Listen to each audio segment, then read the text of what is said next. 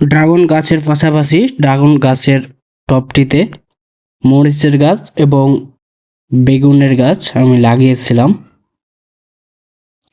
আজকের ভিডিওর মাধ্যমে আপনারা আপডেটটি পাবেন যে আমি তো বলেছিলাম যে একসাথে একাধিক গাছ লাগানো যায় ড্রাগন গাছের ক্ষেত্রে, কারণ ড্রাগন গাছে খুব একটা মাটি থেকে যে সারটা সেটা শোষণ করতে পারে না, অল্প কিছু কিছু করে সার তারা খায় আর কি।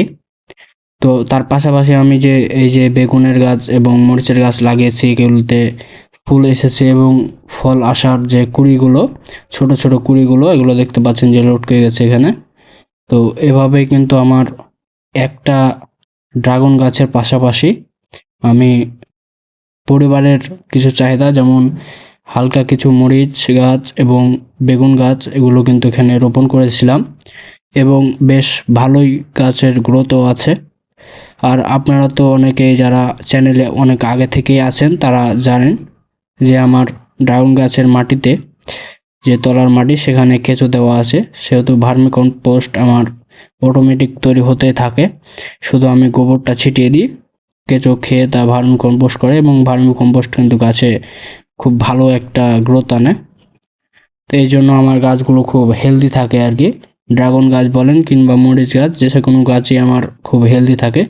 এবং বাড়তি পাতাগুলো আমি ছাঁটিয়ে দিচ্ছি এখানে, কারণ বাড়তি পাতাগুলো গাছটাকে ঝোপালো করে, আলো বাতাস কম ঢুকতে দেয়। তাছাড়া গাছের যে গ্রোথ সেটাতে বাধা দেয়, পুষ্টি গ্রহণের সমস্যা করে। তাই ছোট ডাল এবং যেগুলো গ্রোথ কম সেই ডালগুলোকে আমি এখান থেকে ভেঙে দেব।